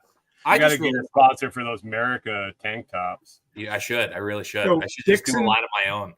Dixon says, if you don't ask, the answer will always exactly. be And I've been sending a bunch of emails out to these different companies and not getting responses. So, but you will get one eventually. Exactly. I mean, okay, I will have motherfucking Mike Rowe on my show someday. I hope so. I will. We need to both have him on. Yes, I would love. I mean, you guys, what is this, going on year 3 that I've been saying this, Brian? And it's going to happen. We did a promotion for you, I'm pretty sure. Yeah, do me dirty, Mike. We did a whole bunch of things, and I'm just gonna. All right, so that's just it. We all need to go on our separate podcast and just blow it up, and then. Oh, it's been done. We've done it. Don't worry. We need to do it again. I have been politely told to fuck off by his representatives on multiple occasions, and it's cool because, but that's fine. I mean, that's part of the game. So I get James Wesley Rawls on the show recently. Guess what? That morning I sent 7 emails to 7 different authors trying to get them on the show. Guess who the only one to respond was? James Wesley Rawls, who happened to be the biggest name of the 7 authors I reached out to. You don't know, right? So, all right. We've been like Dr. Seuss for Kyle. What's that? Is that like Dr. Seuss? Kyle was wondering. Oh, that's dirty. That's really mean. Are there pictures? Are there pictures? One more question that I want to ask you guys, and then we'll do an ending question after this, but this one came from Sean Mills. And he said, do you currently have a space that you use for content creation? Have you always? And do you see a difference when you didn't to when you did? You can't tell where I am. Here, let me see if you can see. Watch, this is going to be awful. Oh, Jesus. There we go. Born in the darkness. Yeah. So what's Nicole got there? What is that? A microphone? No? Let's see if I can get this to do its thing. So I think it's important for no other reason than it keeps all your shit in one place. Yeah. Because I'm the type of guy who I'll get up at like say 6 o'clock on a Monday. Not that I do that very often, but when I do, I'm like, I'm going to knock out a whole bunch of content. And then I will just spend, is that your old camera, Nicole? Yeah, this is a new camera. Oh, Look, okay. it's my computer. Oh, there you go. Yeah, I don't know how to set it up yet, though. Sorry. Yeah, so, no, it's okay. So I'm the type of guy that in the past, I'll spend an hour or 2 hours looking for all my shit. I'm like, okay, where's my tripod? Where's my microphone? Where is the friggin' booster pack that I was supposed to use to test for this video? So for me, having a dedicated space makes a huge difference in productivity, I would say. Nicole's like half black. I'll be back in a second. It's yeah, fine. You're good. How about you, Brian? Do you have a dedicated space for creating? Yeah, you're looking at it. Called your house, right? Yeah, there isn't a whole lot of room to do a lot of dedicated space for anything in my trailer, but sure. The same kitchen table I use for a work desk, someplace to eat, someplace to be entertained, and all the other stuff. Yeah. Mine's just my living room in the back. We have a section off the back of the house that's kind of turned into a man cave. And I was like, I'm doing a podcast. I'm getting a podcast station. And this is just what I've thrown up. Like, it looks good. I need to remount this skull lower because it's freaking awesome. But it is awesome. Kyle has a man cave where he brings all his mans.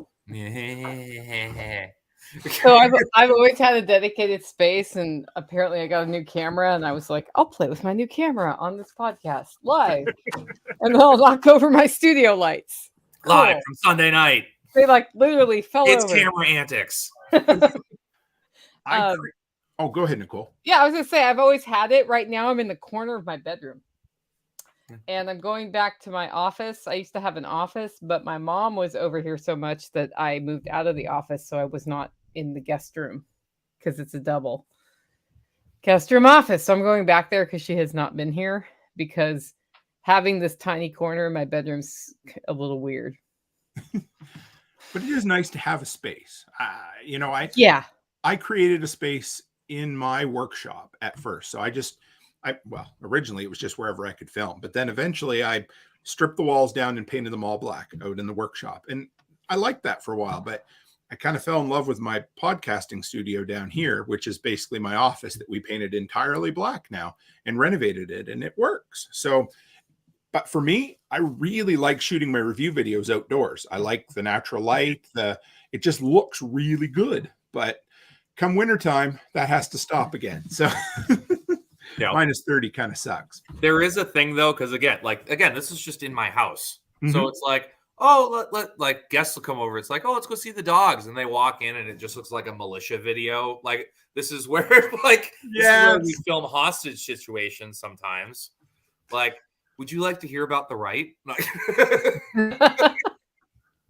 It's true. Like I said, my very first video looked like one of those terrorist underground cave videos. So it happens.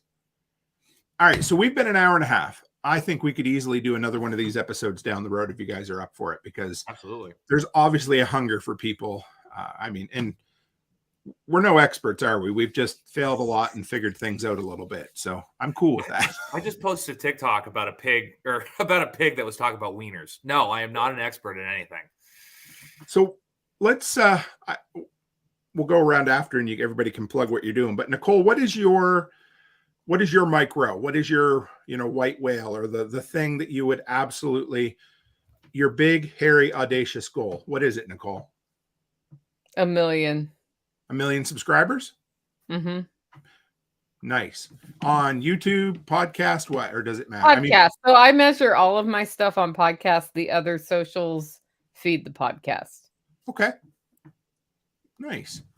Doodle e-commerce just said, first time here. I look forward to seeing y'all again soon. I'm not sure which feed that came in on. It's definitely one of your guys's, but we love seeing new names. So thank you very much. How about you, Brian? What's yours? What's my what? I don't know. Your pie in the sky dreams. What are a couple of things that you absolutely would love to see, but you think, man, that's crazy, and I don't even want to say it out loud? Nothing's crazy, man. Anything's possible. Oh yeah. Oh, there we go. Yeah. That. I don't know. I try to make it till tomorrow at the moment, and getting everything kind of reshifted. I changed podcast hosts. I changed like all sorts of stuff. So all my metrics are just upside down right at the moment. Yeah. It's so I don't even know. I can't tell you. Okay. I don't even have a timeline or a number. Start making some more money. Would you be happy with that? Sure. Yeah. Well, no. I guess more driving podcasts, unique listeners, and visits to my website from the podcast. Cool. How about you there, Backwoods? I finally got it right on the last time. Yeah. We made it.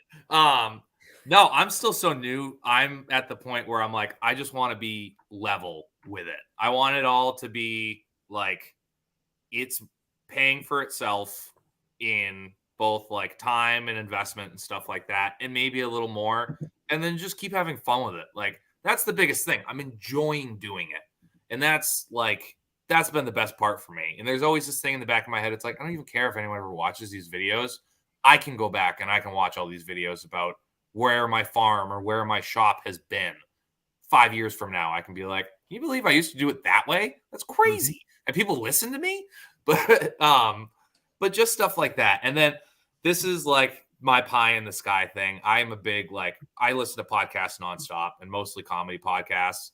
And I've like had back and forths with comedians and stuff online or on Instagram or whatever. And I've invited a bunch of them up and been like, hey, you want to see some cool shit or like do content for your Patreons or stuff like that. Like if you want to do something crazy, because most of these dudes are in New York, like New York City. So they've never seen anything like this of just like, do you want to experience something and help me get more followers, but also it's cool content that majority of people probably didn't even know they wanted to see until it was already out there kind of thing.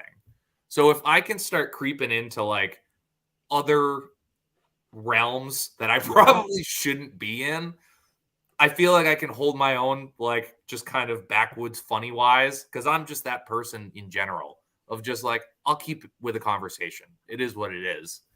But if I can spread out my reach to not just the people I have, I think that'd be super cool.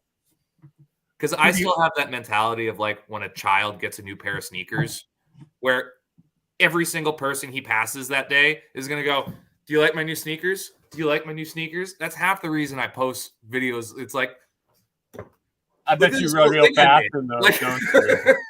You run real fast. So which comedian? Who would you love to interact with? There's a comedian, you probably don't know him. His name's Tommy Pope. Him and Chris O'Connor do a podcast called Stuff Island. And on one of the podcasts, they had talked about like, one of them was like, it'd be so cool to see how like a butcher actually breaks down an animal. Like, I have no idea. That's crazy. I was like, ho, you guys want to see something? You go ahead and come up. And like, one of them's just super Italian dude from like Philly that like, they also do a cooking show on their Patreon. And I'm like, dude, come up. I'll show you guys everything. Depending on whose cow it is, I'll let you shoot it. Like, depending on whose cow it is. Come on up, guys. I'll show you everything. So I've always thought that'd be super cool because I go to a bunch of live podcasts. I've met a bunch of comics and stuff like that in that world already. And it's like, it'd be cool to be more a part of it and kind of pull them into the dark side over here.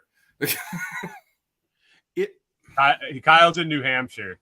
Yeah, sorry, I'm in New Hampshire, northern New Hampshire. Get Bill Burr up there. I'm sure he'd come. Yeah, I mean, Robert Kelly's another one. He has a house an hour away from here. Then I've been a fan of him for 15 years. What about Dane Cook, man? No, screw that dude. Somebody else already is. So anyway, 14-year-old. I like what you talked about when you said to branch out into, because we're all in the freedom movement, right? But we're more than, I don't even know what to call us all, because we're all just a little bit different, but we're all in that, kind of anarchist space. But you know what's cool? Nicole's a singer. Brian likes gravestones. Kyle likes comedy. And I dig movies, right? So I remember the first time I decided I'm going to do a show that was centered around movies. And I was scared shitless of doing that, because I thought, I don't want to spread my wings into that. And I'm like, what if everybody hates it, right? Well, they didn't. Guess what? They didn't. And so now we do that shit sometimes. And I'm sure there's some people who don't necessarily like it, but it's part of who we are, so we do it. And I think as much as keeping your audience and your community informed, entertained, I think you also need to be challenged yourself and be doing things that you personally enjoy and are passionate about. And that changes too as time goes on, right? So, okay, let's go around the horn. Nicole, how do they find you? NicoleSauce.com. Oh, well, that was simple. Never mind, guys. I guess no. Self-Reliance Festival, Midwest Preparedness Project, all of it. I am actually speaking at the Midwest Preparedness Project in like 3 weeks. You are, so am I. What a coincidence. Oh, maybe we'll hang out. We should hang out. Maybe drink a little bourbon or something. Yeah, or some cognac. Maybe, I don't know. So, cognac sounds good. Oh yeah, it does. How about you, Brian? thelotsproject.com, LOTS. A lot of people said that they couldn't find it because they thought it was lost, and I didn't even know that I couldn't pronounce my own name. But thelotsproject.com, podcast Monday through Friday morning, 6 a.m. Central on YouTube, Facebook, Twitch, Twitter, and then the audio goes out after Monday night interviews. I'll be speaking at Self-Reliance Festival. And you're good at speaking. I know. When you and I get together, that's all we do. I don't think we even stop for a second to take a breath. We just speak. I've bartended for a decade. I had to talk for a living, and so that's where I learned how to talk, and I just keep doing it. And somebody listens. You're doing good, brother. All right, Backwoods Butcher. Besides being, the third most famous indie wrestler from New Hampshire, what else do you do? I am at Backwoods Butcher 603 on everything, and I am not good at speaking. So again, I don't know how I'm here, but I'm here. But no, so that is YouTube, TikTok, Instagram, which I do nothing with, and I need to do more of. I'm on. I do have a Rumble account. I've never posted anything on it. I haven't been on it in years. I need to figure that one out. But yeah, I post butchering and farming content on there. TikTok is everything under the sun, so enjoy that. We do a live podcast every Saturday, 8 p.m. Eastern Standard Time. Meet the Critters, where again we talk with farmers, producers, homesteaders about their journey with growing their own meat and stuff like that, trying to figure all that out. And then, this is exciting, I am going to be on TSP on Wednesday with Jack. Oh yeah. So I am super excited about that. I can't wait. I'm looking forward to it. He's also going to be at Self-Reliance Festival. I am also going to be at Self-Reliance Festival. Matter of fact, I think all four of us are going to be at Self-Reliance Festival. We are, and I will hopefully be doing something. We're going to figure all that out, but I will be doing something there. There's going to be a butcher off. Don't worry. Okay. They'll be selling workshop merchandise for me. If I have to get Jack Spirko to go up against you, there will be. Oh, yeah. Listen, I'll go against anybody. Let's leave it at that. All right, guys, this was awesome. Thank you. I love these roundtable episodes. It's kind of cool that over the last 3 years of building a community, you start making connections with some pretty fucking incredible people who are here and willing to share with everybody. So thank you, guys. This was fun. There seems to be a real need or a thirst for content creation content. So there we are. But we appreciate everybody that dropped in. We had a great crowd tonight. Thanks for dropping all the different questions for us. And as always, stay happy, stay healthy, and have a great week.